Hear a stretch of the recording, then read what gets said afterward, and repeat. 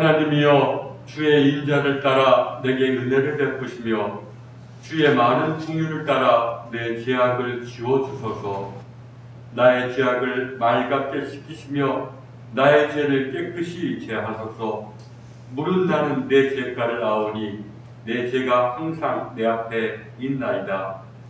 내가 주께만 범죄하여 주의 목전에 악을 행하여 싸우니 주께서 말씀하실 때에 의로우시다 하고 주께서 심판하실 때에 순전하시다 하리이다. 내가 죄악 중에서 출생하였으며 어머니가 죄 중에서 나를 잉태하였나이다. 보소서, 주께서는 중심이 진실함을 원하시오니 내게 지혜를 은밀히 가르치시리이다. 우슬초로 나를 정결하게 하소서. 내가 정하리이다. 나의 죄를 씻어주소서. 내가 눈보다 희리이다. 주께서는 제사를 기뻐하지 아니하시나니 그렇지 아니하면 내가 드렸을 것이라. 주는 번제를 기뻐하지 아니하시나이다. 하나님께서 구하시는 제사는 상한 심령이다. 하나님이여 상하고 통회하는 마음을 주께서 멸시하지 아니하시리이다. 주님, 오늘도 저희를 예배의 자리로 불러주심에 감사를 드립니다. 이 시간 속에서, 이 세상 속에서 살면 살수록 저희가 아무것도 아님을 깨닫습니다. 하나님의 빛이 없다면 저희는 소경이요, 하나님의 은혜가 없이는 저희가 한 시간이라도 생명을 부지할 수 없음을 고백합니다. 주님, 시간 겸손히 삼일째 하나님께 예배드릴 때 주님께서 기뻐 받으시는 예배되게 하여 주옵소서. 성령을 부어주셔서 신령과 진정으로 예배드리게 하셔서 주님께는 영광이요 저희에게는 참된 구원이 체험되는 시간 되게 하여 주옵소서. 예수님의 이름으로 기도드렸습니다. 아멘. 경배 찬송 37장입니다.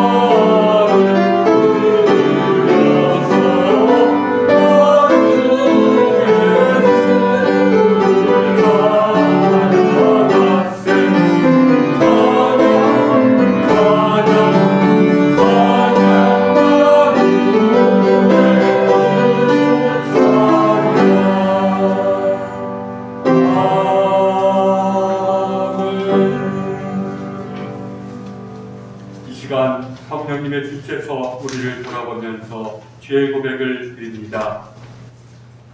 사랑의 하나님, 저희는 때때로 주님의 곁을 떠나 길 잃은 양처럼 방황하여 육신의 욕망에 집착하며 살아왔습니다. 또한 주님의 말씀을 저버리고 빛의 잘된 삶을 살지도 못했습니다. 용서의 하나님, 죄를 고백하고 회개하는 저희의 기도를 들으시고 자비와 긍휼을 베풀어 주옵소서. 우리 주 예수 그리스도의 이름으로 기도드립니다. 아멘. 죄사함 받기를 원하는 교우 여러분, 용서하시는 하나님의 말씀을 들으십시오.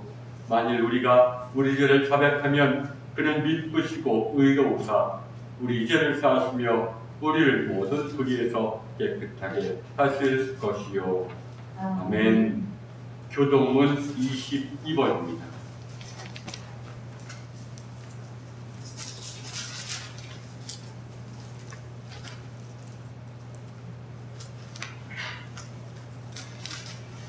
악을 행하는 자들 때문에 불평하지 말며 불의를 행하는 자들을 시기하지 말지어다.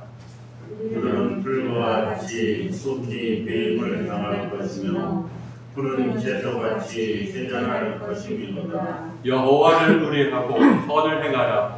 땅에 머무는 동안 그의 성실을 먹을거리로 삼을지어다. 또 여호와를 기뻐하라.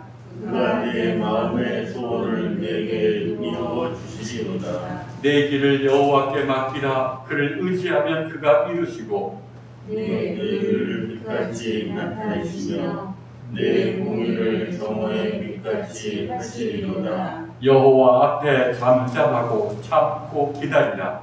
자기들이 형통하며 악한 때를 이루는 자 때문에 불평하지 말지어다. 분을 그치고 노를 버리며 불평하지 말라. 오히려 악을 만들 뿐이라. 아멘. 찬송가 2장으로 성경하겠습니다.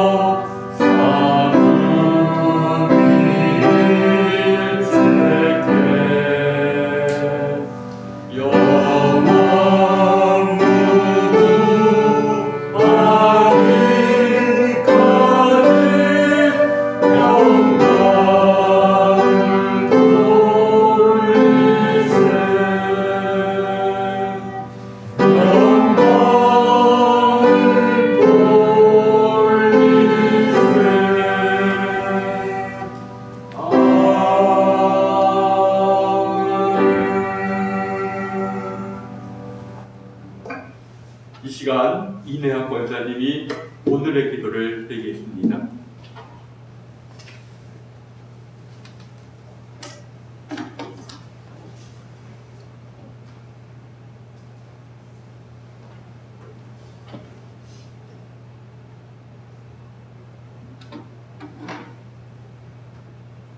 사랑으로 우리 삶을 지켜주시고 인도하시는 하나님 아버지, 추운 겨울을 보내고 새 봄이 다가오는 주일 아침, 주님께 예배드릴 수 있도록 인도하여 주심에 감사드립니다.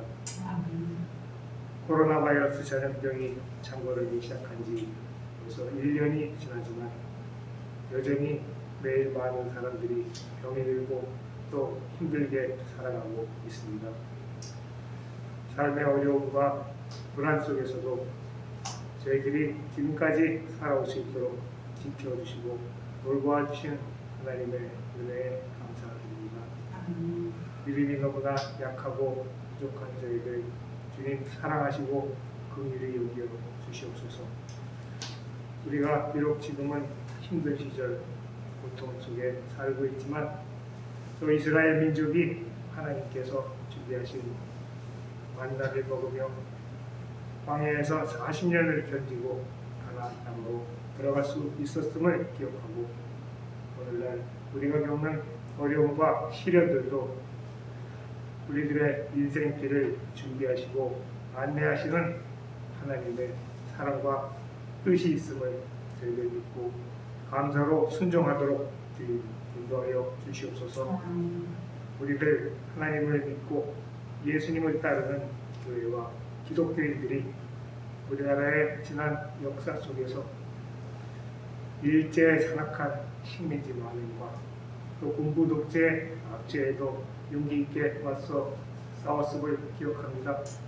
또 우리 민족이 가난한 시절에 어려운 이웃들에게 사랑을 나누고 또 하나님을 전하여 세상 사람들에게 돈이 되고 사랑을 받아 우리 교회와 교인들이 하나님께 영광이 되었던 날이 있었음을 기억합니다. 그러나 전염병이 세상을 뒤덮고 있는 어두운 이때에 오히려 교회들이 세상 사람들에게 해를 끼치고 병을 옮기고 사랑과 존경이 아니라 이기적이고 무지한 집단으로 미움과 혐오를 받고 있어 안타깝습니다.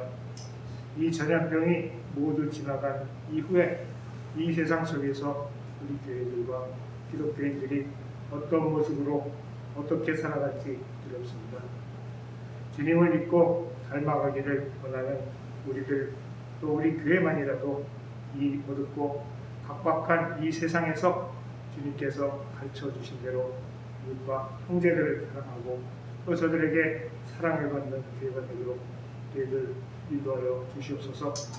우리의 믿음이 참되고 올바른지는 이기적이고 어리석고 교만한 나의 기준이 아니라 오직 성령의 열매로만 hand하도록 인도하여 주시옵소서. 우리가 사랑과 기쁨과 평강 속에 살고 있는지, 또 물에 참으며 자비를 베풀고 선을 행하며 살고 있는지, 하나님께 충성하며 온유하고 절제하며 살아가는지 자신을 돌아볼 수 있는 겸손과 지혜의 은혜를 내려 주시옵소서.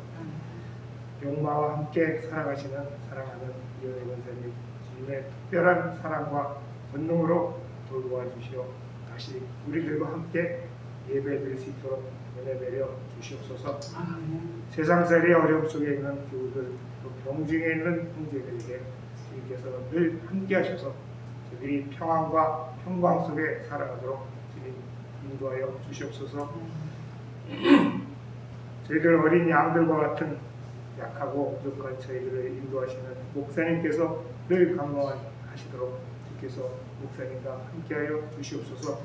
오늘 예배가 저희들이 온 마음과 정성을 다하여 드리는 예배가 되어 힘든 세상살이와 전염병의 불안 속에 살아가는 저희들이 하나님께서 주시는 큰 위로와 새 힘을 받아 세상 속에서 주님의 제자된 삶을 온전히 살아가시도록 주님 인도하여 주시옵소서. 여러 가지 삶의 형편들로 오늘 예배에 함께하지 못한 형제들도 주님 기억하시고 돌봐 주시옵기를 간구하며 감사드리며 이 모든 말씀 예수님 이름으로 기도드립니다. 아멘.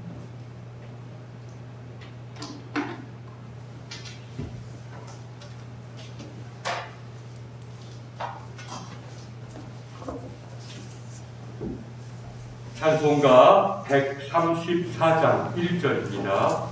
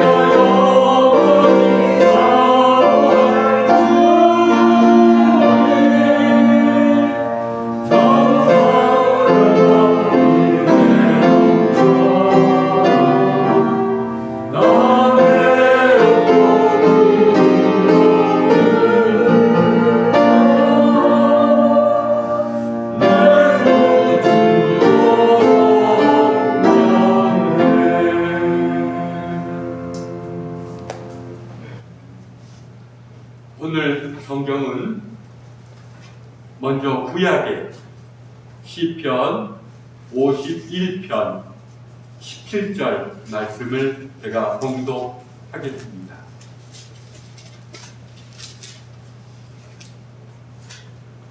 하나님께서 구하시는 제사는 상한 심령이라. 하나님이여 상하고 통회하는 마음을 주께서 멸시하지 아니하시리이다. 아멘. 고린도후서 4장 3절부터 6절까지의 말씀을 제가 봉독하겠습니다.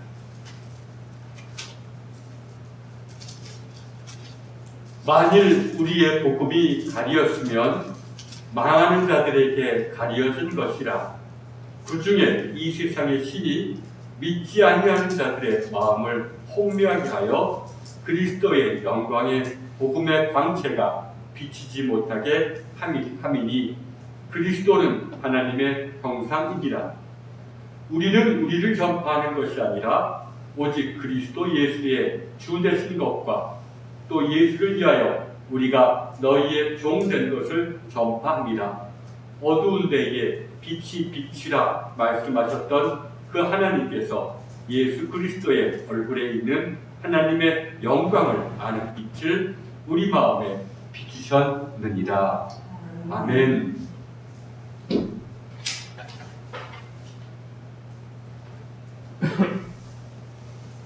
바울은 전도자로 알려져 있습니다. 그러나 바울은 깊은 회심 체험을 했던 자로도 알려져 있었습니다. 부활하신 주님을 만나서 그가 삶을 돌이키는 계기가 되었고 좀 깊은 체험을 했습니다.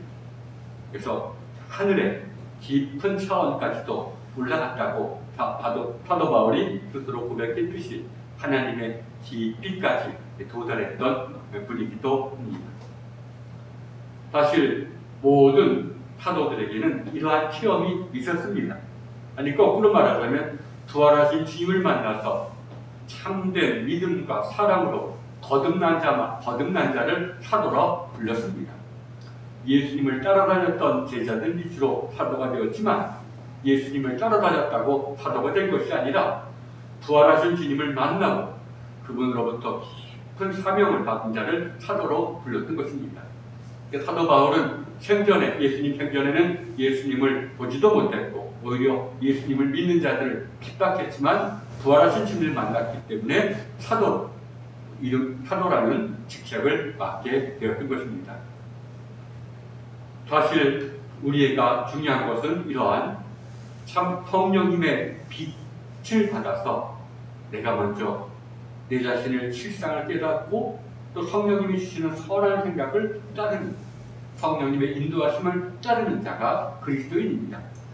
또 더 나아가서는 이런 성령님의 인도하심에 따라서 그리스도의 빛을 받아서 그리스도의 마음을 내가 깨닫고 그리스도의 사랑에 내가 눈을 뜨는 자가 조금 더 깊이 있는 기독교인이라고 할 수 있습니다.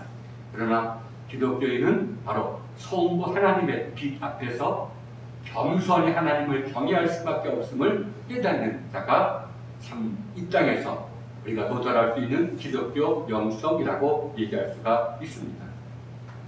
그러나 이러한 회심 체험은 어떤 사람에게는 더 깊은 영성의 세계에 매진하도록 만듭니다. 우리가 성 안토니우스라는 수도자의 예를 보았듯이 그 사람은 하나님의 은혜를 받고는 운둔 수도 생활을 아주 깊이 했습니다. 사람들이 그를 보고 싶고 그가 성자라는 소문을 듣고 와서 말씀을 부탁했지만 많이 거절하고 나는 말씀을 전할 위치에 있지 아니하다 하고 겸손히 돌아가서 너희가 속해 있는 교회로 돌아가라 라고 말씀했고 사실은 이 전도라든지 이런 것과는 무관했던 것처럼 보이기도 합니다. 또 많은 수도자들이 은혜를 받고 더 깊은 영성의 세계에 매진하기 위해서 사막이나 광야에서 홀로 수도 생활을 했던 것을 알 수가 있습니다. 그러나 다 그런 것은 아니고 깊은 회심 체험이 그 사람을 세상으로 보내서 세상에 복음을 전파하도록 만든 사람들도 있습니다. 우리 감리교의 창시자인 웨슬리 목사님도 그렇고 또 인도의 성자인 썬다 스윙이라는 사람도 그렇고 깊은 은혜를 받고 이 세상 다른 날까지 복음을 전파했던 것이기도 합니다. 또 2세기부터 5세기까지의 교부들도 은혜를 받고는 이 복음을 전파하는 데 힘썼습니다. 그러니까 하나님의 은혜를 받으면 꼭 하나님이 인도하시는 대로 때로는 더 깊은 영성의 세계에 매진하도록 만드는 사람도 있지만 세상에 나가서 구제에 매진하도록 하는 사람도 있고 또 세상에 복음을 전하도록 부름받은 사람도 있습니다. 사실 초기에 전도자들은 사도였습니다. 아무나 복음을 전파할 수가 없었습니다. 그래서 참 부활하신 주님을 만난 사람만이 복음을 기쁜 소식을 전파할 수가 있었습니다. 그러나 사도들에게는 동역자들이 있었습니다.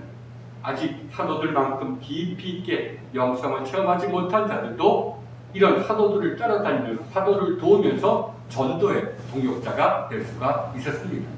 그러니까 바울에게도 이런 동역자가 있었습니다.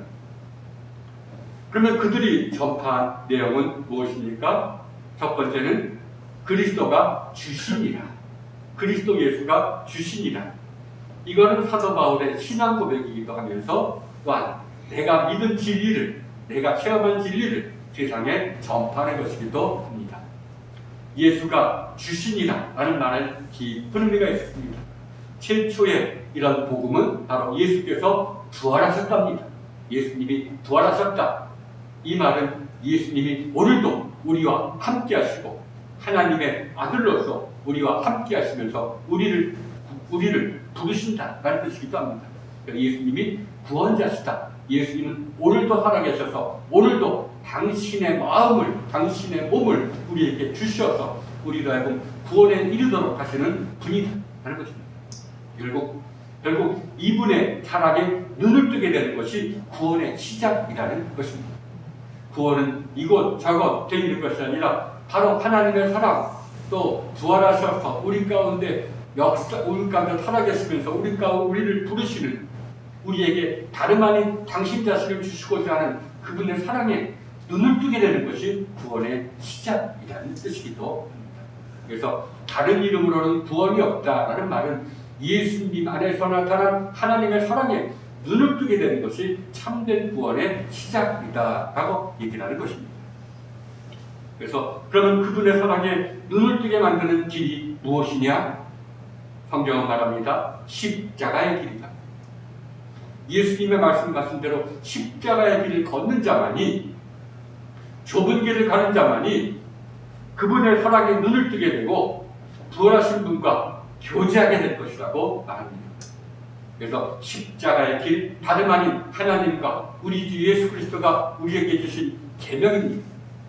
그래서 내가 어떻게 하여야 부활하신 주님을 만날 수 있겠습니까?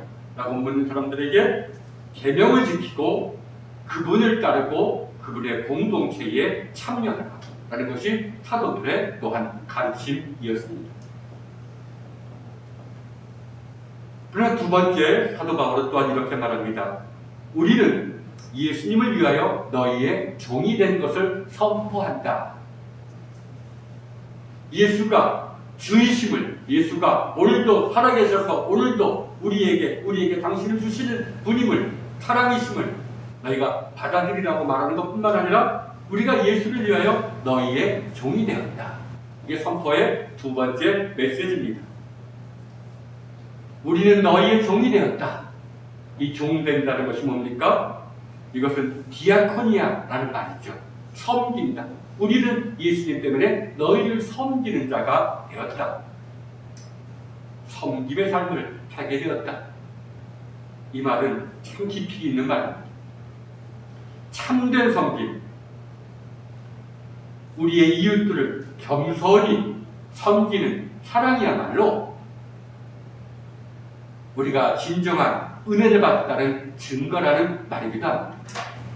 우리가 하나님의 은혜를 받았다는 것을 우리가 참 분별하기 어렵습니다. 그러나 그 분별은 열매를 통해서 할 수 있고, 그 열매는 뭡니까? 내가 남을 진정으로 겸손히 섬기는가에서 알 수가 있다는 것입니다. 참 힘든 일이긴 하지만 이것이 곧 증거라는 것입니다. 우리가 주님을 만났으면 주님을 닮아가야 됩니다. 주님이 어떤 분이십니까?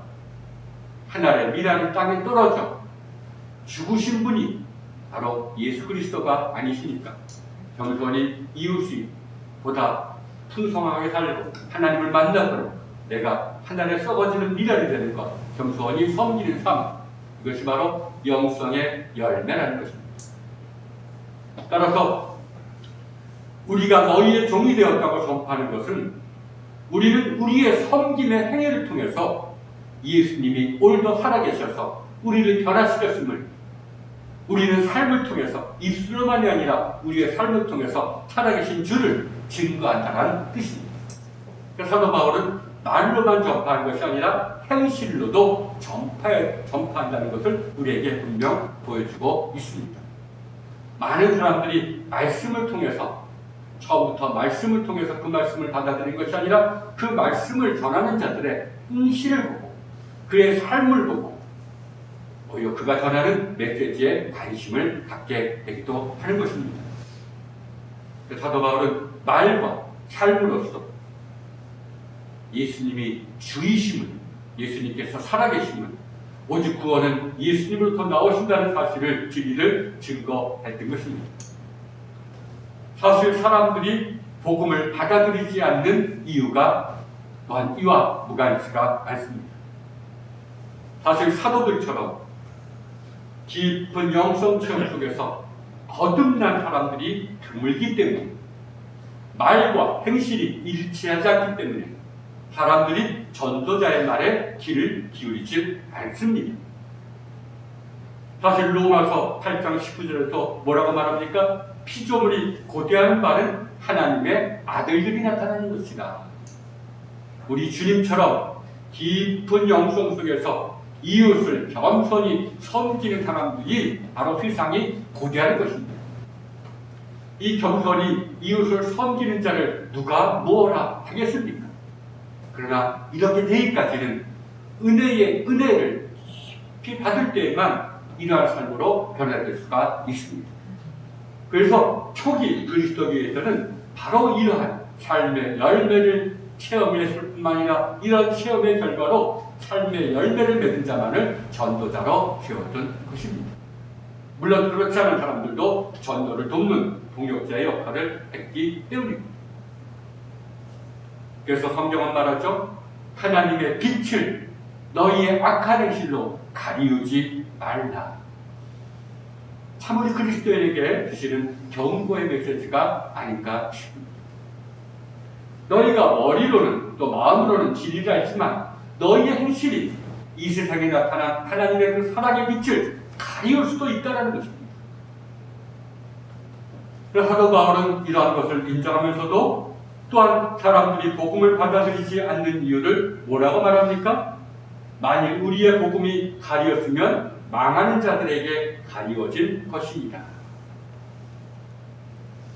그 중에 이 세상의 신이 믿지 아니하는 자들의 마음을 혼미하게 하여 그리스도의 영광의 복음의 강체가 비치지 못하게 함이니, 이 하나님의 사랑의 빛을 가리우는 것은 복음을 전하는 사람들의 말과 행실의 불일치에도 있지만 사실 복음을 듣는 사람의 마음이 허망해졌기 때문에, 세상의 헛된 신의 유혹에 휘둘리고 있기 때문에, 그래서 마음이 어두웠기 때문에 이러한 복음을 받아들이지 못한다고 사도 바울은 얘기를 합니다. 사실 그렇습니다. 예수님은 우리와 함께 하신 분이지만 하나님의 영광 속에 계신 분이요, 하나님의 차원에 계신 분이라서 우리가 우리 육신의 눈으로는 볼 수가 없고 육신의 귀로는 들을 수가 없는 분입니다. 더욱이 마음이 깨끗해진 자만이 그 음성을 느끼고 그 사랑을 느낄 수 있는 분입니다. 따라서 세상의 신의 유혹에, 또 다르면 우리 안에 있는 악한 생각의 유혹에 휘둘리고 있는 자들에게는 이분을 느끼거나 볼 수 있는 능력이 없어집니다. 사도 바울이 이런 진리를 깨달았던 것입니다. 그래서 참 우리의 지성과 의지와 그리고 감각, 그리고 이것은 총체의 마음이 하나님의 은혜에 의해서 또는 성령님의 인도하심에 의해서 깨끗해질 때, 깨끗해지는 만큼 하나님의 사랑이신 그리스도의 선정과 그분의 부르심에 눈을 뜨게 된다는 것입니다. 그러니까 복음을 받아들이지 못하는 이유를 사도 바울은 이와 같이 두 가지로 얘기합니다. 전도하는 사람의 측면에서도 잘못이 있을 수가 있고, 듣는 사람의 입장에서도 잘못이 있을 수가 있다는 것입니다. 사실 기독교인들이 말과 행실이 일치하지 않아도 그래도 하나님의 은혜를 받아서 보이는 것들을 보지 않고 보이지 않는 하나님의 사랑에 눈을 뜨게 되는 사람들도 있습니다. 또 반대로는 정말 그들이 믿으려고 해도 그들을 실족시키게 만드는 이런 말과 행실의 불일치도 우리 가운데 있습니다. 또 우리는 쉽게 우리가 아무리 복음을 전해도 너희가 받아들이지 못하는 것은 너희 탓이다 라고 얘기할 것은 아닙니다. 우리는 먼저 우리의 이런 잘못이 세상의 복음이 진리가 받아들이지 못하게 하는구나라는 것을 우리가 먼저 회개해야 됩니다. 그러나 진실로 그들이 그런 가운데서도 복음을 받아들이기 위해서는 성령님의 빛이, 참 은혜의 빛이 그들에게 역사해야 되는 것입니다. 참 역사해야 되는 것입니다. 사실 복음을 받아들이지 못하는 이유는 성령님의 빛이 그 안에서 빛을 비추는 것을 멈췄기 때문에, 혹은 그 빛이 무언가에 의해서 가리워졌기 때문에 그렇습니다. 그래서 아우구스티누스와 그리고 칼빈 같은 사람은 이러한 맥락에서 예정론을 주장합니다. 하나님이 모든 사람에게 은혜를 베푸신 것이 아니라 알 수 없게 하나님의 뜻에 따라서 은혜를 베푸시는 특별한 사람들이 있고 은혜를 베푸지 않는 사람들이 있다는 것입니다. 그래서 그들이 복음을 받아들이지 못하는 것도 하나님이 예정하지 못했기 때문이다 라고 말합니다. 물론 이 말에 깊은 뜻이 있지만, 그러나 이렇게 주장하는 사람은 사실은 기독교 역사를 통해서 보면 칼빈에 따르는 장로교회와 장로교회뿐이 밖에 없습니다. 대부분의 정교회 카톨릭과 그리고 장로교회를 제외한 개신교 중에서도 루터교와 감리교회는 하나님의 은혜는 모든 사람에게 주어졌다는 것입니다. 웨슬리도 사람이 하나님의 은혜가 주어지지 않았기 때문에 사람이 구원을 받지 못하는 것이 아니라 그 은혜를 활용하지 못해서 그 은혜의 인도하심에 순종하지 않기 때문에 사람이 구원에서 멀어진다고 얘기하고 있습니다. 우리는 여기서 흔히 누구의 탓이다라고 얘기해서는 안 됩니다. 이미 은혜는 예수 그리스도의 십자가의 공로로 말미암아 모든 사람에게 부어졌습니다. 우리가 할 바는 이 은혜가 더욱더 비치도록 우리 입장에서 최선을 다하면 됩니다. 그리고 그들을 위해서도 우리 때문에 복음에 더 멀어진 사람을 위해서 우리가 더 기도해야 됩니다. 우리의 불성실과 우리의 죄 때문에 하나님의 은혜가 가려졌으니 우리가 회개하는 마음으로 그들에게 빛을 비추어 주옵소서. 그래서 그들이 우리는 싫어한다 할지라도 우리가 믿는 하나님만큼은 받아들이게 하옵소서라고 우리는 또한 기도해야 할 것입니다. 사실 구원이 이루어지기 위해서는 빛이 비추어야 됩니다. 그러나 초기 교부들은 이 빛을 세 가지로 구분합니다. 성령님의 빛. 성령님의 빛이 있을 때 우리가 바로 우리의 실상을 깨닫습니다. 이거는 심리학자들도 인정합니다. 우리의 성령님의 빛이 비추어졌을 때 심리학자들이 말하는 거짓자, 내가 나라고 생각하는 것, 이것이 깨지고 맙니다. 우리는 사회가 주는 강박관념에 의해서 나는 이런 사람이 돼야 돼, 또 내가 나도 모르게 나는 이런 사람이야 라고 하는 이미지를 만들고 있다는 겁니다. 그러니까 성령님의 빛이 비추어졌을 때 비로소 나의 실상을 깨닫게 된다. 아, 내가 하나님 앞에서 참으로 나 홀로는 비참한 인물이구나.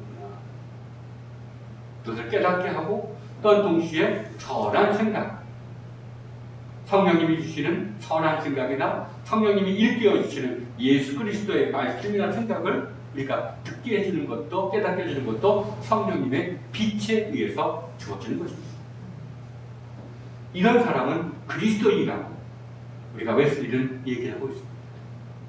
그러나 그리스도의 빛이 사실 성령님의 빛이 주어진 다음에 시간이 흐른 다음에 그리스도의 빛이 주어지는 것은 아닙니다.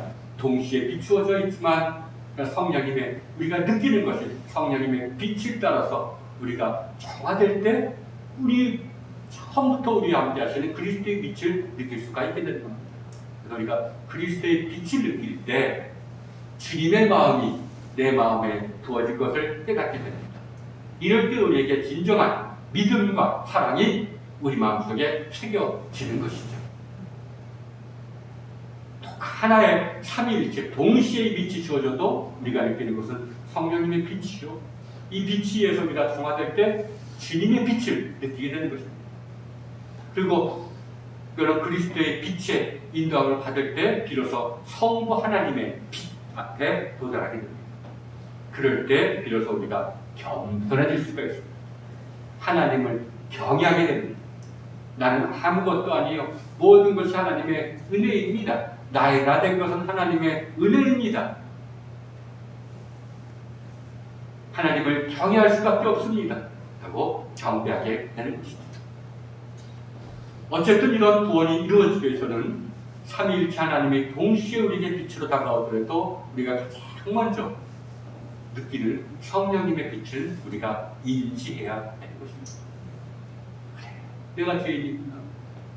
그래서 내 안에 떠오르는 선한 양심의 소리든지 성경 말씀이든지 선한 생각이든지 이걸 느끼고 그것을 따르는 삶, 이걸 가리켜 성령은 회개라고 얘기합니다. 그러니까 기독교인은 회개하는 자입니다. 그래서 회개하는 자에게 언젠가 그리스도의 사랑에 눈을 뜨게 되는 믿음이 주어지고 그런 믿음 속에서 하나님 앞에 정말 하나님 앞에 온전한 예배, 하나님을 경외하는 예배를 드리게 되는 것입니다. 여러분, 전도는 교회에 주어진 사명입니다. 사실 모든 종교는 전도의 사명을 가장 소중한 사명으로 얘기하고 있습니다. 왜? 내게 베풀어진 그 은혜를, 내게 베풀어진 그 행복을 나 홀로 소유하지 않고 이것을 정말 이웃에게, 이웃과 나누려는 마음이 전도의 시작이기 때문입니다. 전도란 소중한 것입니다. 교회에 그러나 중요한 사명은 일단 복음을 올바르게 선포하는 것입니다. 성경이 말하는 복음을 본래 의미대로 있는 그대로 선포하는 것이 중요합니다. 성경에서도 한 성경 말씀에 가감하지 말라, 뺄 거 빼고 더할 거 더하고 하지 말라라고 말하고, 루터는 교회의 직책 가운데 가장 중요한 것을 복음을 또는 성경을 있는 그대로 올바르게 선포하는 것이 교회의 사명이라고 얘기를 합니다. 사실 교회는, 특히 설교자는 그래서 늘 성경 묵상에 심혈을 기울여야 합니다. 무엇이 우리를 향한 주님의 뜻인지 머리로가 아니라 마음으로 느끼고 이것이 바로 주님이 전하고자 했던 그 복음이구나, 그런 것을 깨닫고 복음을 전포해야 된다는 것입니다. 그리고 늘 교회와 설교자는 사람의 인정을 받으려고 해서는 안 됩니다. 이것이 그러나 설교자와 교회는 늘 유혹입니다. 복음을 깨달아서 전하려 할 때에도 이 말이 누구에게 상처가 될까? 이 말을 전하면 어떻게 받아들일까? 염려가 앞서는 것입니다. 늘 사도들과 또 교부들은 설교자들에게 하나님을 두려워하라, 사람을 두려워하지 말고 사람의 인정을 받으려고 하지 말고 복음을 가감없이 있는 그대로 선포하라. 이것이 너에게 주어진 과제라고 얘기합니다. 이럴 땐 이렇게, 저럴 땐 저렇게 얘기해서는 됩니다. 제가 이전에 좀 큰 교회에 가서 설교한 적이 있습니다. 한 4일에 걸쳐서. 그랬더니 저도 더 마음도 떨리고 또 낯선 교회 가서 설교하는 것이 부담이 됩니다. 내가 그분들이 어떤 사람인지 모르고. 그래서 그 목사님에게 제가 뭘 조심해야 될까요? 이렇게 물었어요. 혹시라도 무슨 말에서 상처 주는 말이 있을까요? 했더니 그 목사님이, 물론 연세가 많으신 분이지만, 목사님, 잡소리만 안 하면 돼요. 성경만 풀어주라는 거예요. 다른 소리는 할 필요가 없고 그것만 하면 되지. 내가 참 그 말에, 물론 그 말을 머리로는 배웠지만 이렇게 실제로 들으니 참 저게 진리구나. 그래, 무슨 잡소리가 뭐가 필요해. 나의 사상, 나의 체험이 뭐 거기에 그걸 가감해. 그 나보다 더 깊은 성경 말씀을 풀어주고 있는 그대로 선포하면 되지. 또한 복음을 전파하는 교회에 요구되는 것은 사도 바울의 말처럼 섬김의 삶입니다. 겸손히 이웃을 섬기는 삶입니다. 때로는 코로나19로 인해서 교회가 억울한 점이 없지 않습니다. 이런 억울함을 토벌하는 성도들과 목사님들도 그렇게 적지 않습니다. 왜 질병관리본부에서는 우리가 거리 두기를 하고 대면 예배를 드려도 거의 감염될 위험성이 없다고 하는데 언론이 부추겨서 교회가 마치 감염지의 진원지인 것처럼 얘기를 하느냐? 물론 억울한 점도 없지 않아 있을 수가 있습니다.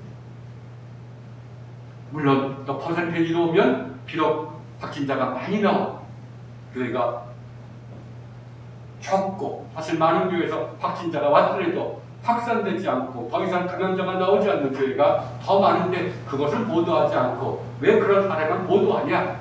이것은 무슨 의도가 있지 않느냐? 이렇게 반발하는 목사님도 있습니다. 억울한 점을 충분히 이해합니다. 그러나 교회가 보여줘야 될 것은 이웃을 섬기는 삶입니다. 그것도 겸손히. 비록 때로는 오해를 받고 억울한 점이 있다 할지라도 먼저 자기 자신을 돌아보고 그래, 객관적으로 보면 교회에서 더 많은 확진자가 나오고 한 사람의 확진자가 나올 때 그것이 차단되지 못하고 많이 흘러낸 것은 분명 교회였다 인정하고, 또 그들만의 문제가 아니라 우리 가운데도 그런 문제가 있을 수가 있다 라고 겸손히 인정하고 겸손히 이웃을 섬기는 삶을 보여줘야 됩니다. 사실 섬김이라는 말을 우리가 너무 당연합니다.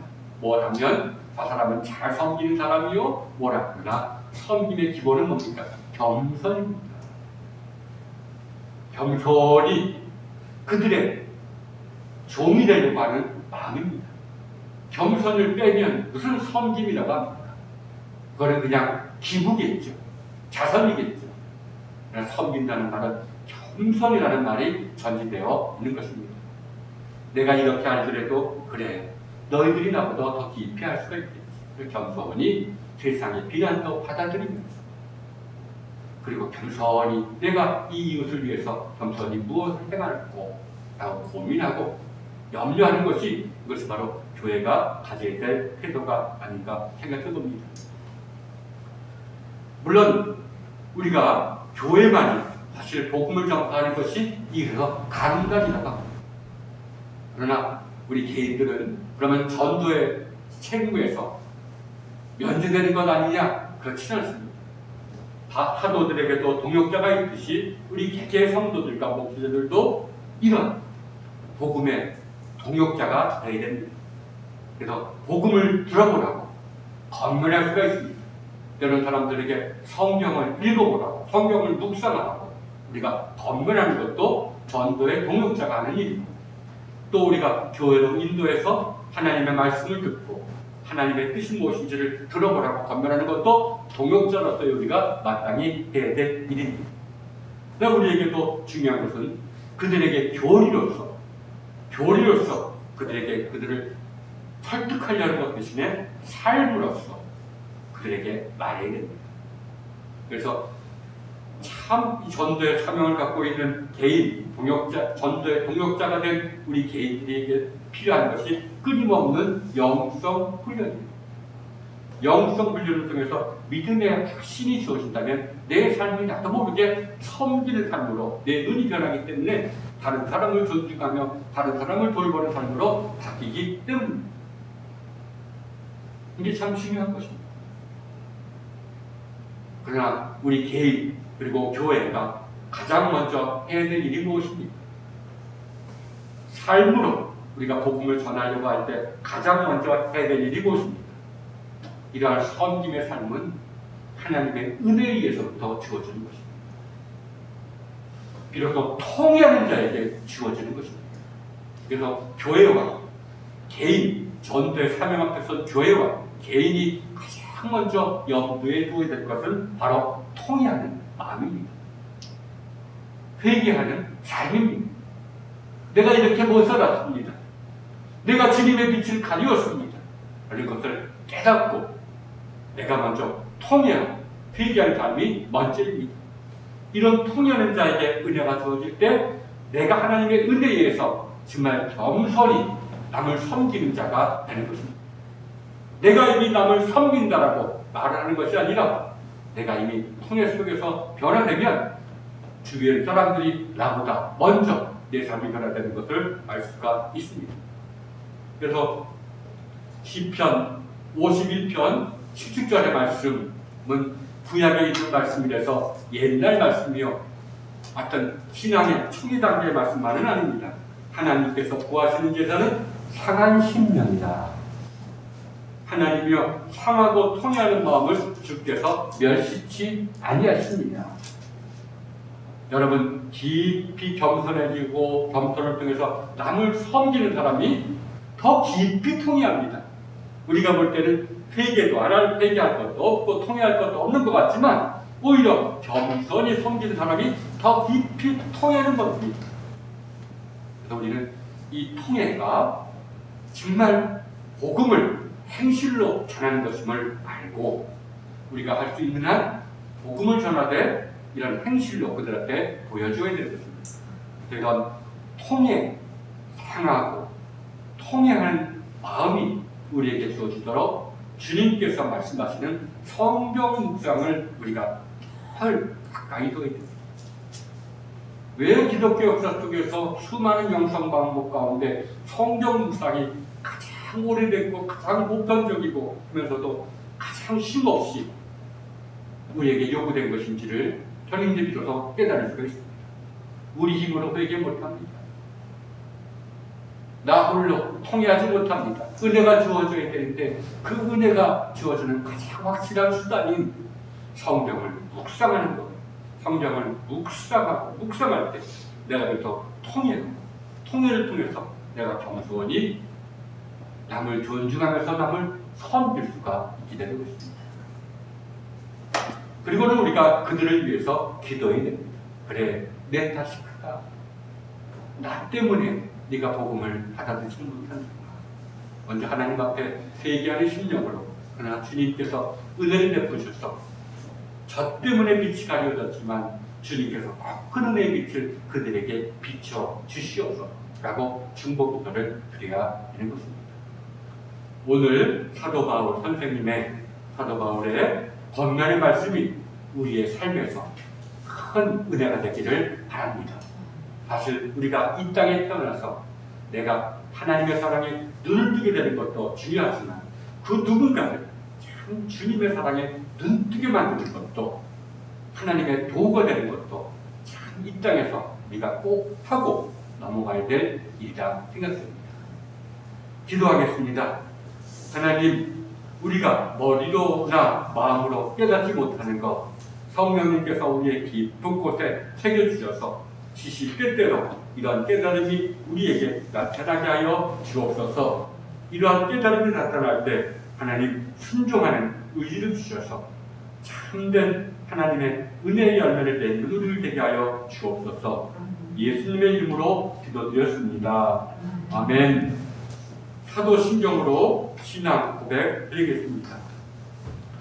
전능하사 천지를 만드신 하나님 아버지를 내가 믿사오며 그 외아들 우리 주 예수 그리스도를 믿사오니 이는 성령으로 잉태하사 동정녀 마리아에게 나시고 본디오 빌라도에게 고난을 받으사 십자가에 못 박혀 죽으시고 장사한 지 사흘 만에 죽은 자 가운데서 다시 살아나시며 하늘에 오르사 전능하신 하나님의 우편한 자 계시다가 저리로서 산 자와 죽은 자를 심판하러 오시리라.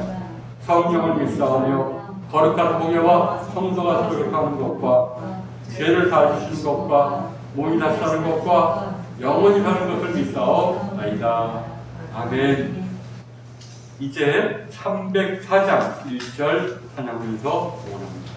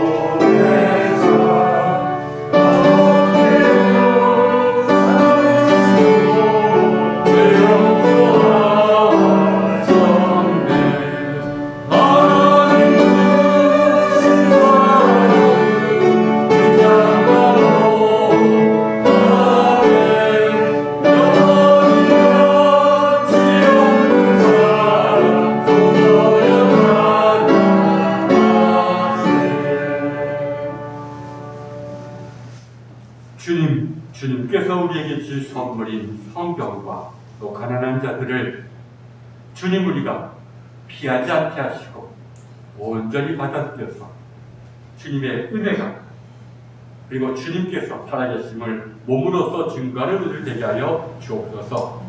이제 감사의 예물을 드리오니 주님께서 받으셔서 이 감사의 예물이 쓰이는 곳에 주님의 사랑도 드러나게 하여 주옵소서. 예수님의 이름으로 기도드렸습니다. 아멘.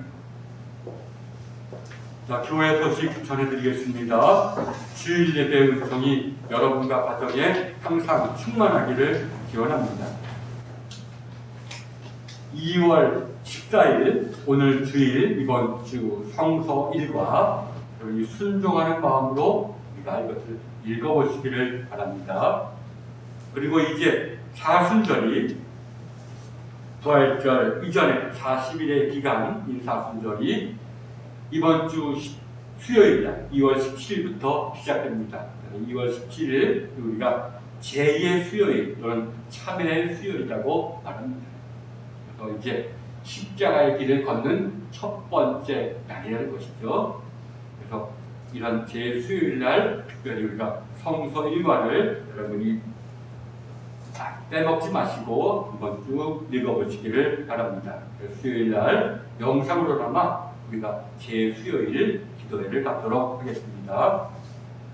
그리고 고난주간과 부활절을 기억하여 주시고 그리고 제27회 안산동지방 지방회가 다음 주 주일날 오후 3시에 신성교회에서 있습니다.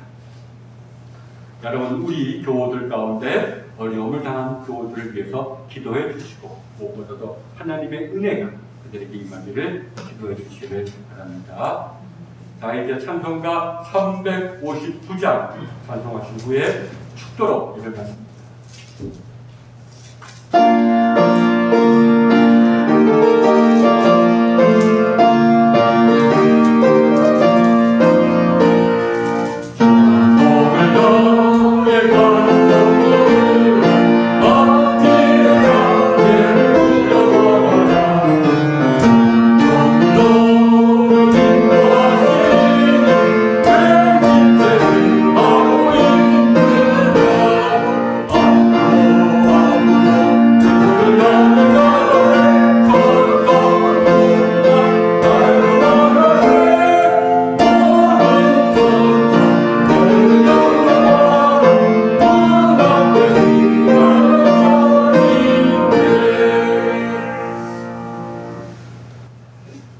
하나님, 언젠가 우리에게도 하나님 앞에 겸손히 하나님을 경외하는 날이 오게 하여 주옵소서. 이를 위하여 늘 성령의 임재를 느끼고 그 성령님의 크고 작은 미세한 음성을 듣는 은총을 허락하여 주옵소서. 이제 여기 모인 주님의 자녀들과 종들에게 성부와 성자와 성령 삼위일체 하나님의 은혜가 영원토록 함께 없으시기를 간절히 축원하옵나이다. 아멘.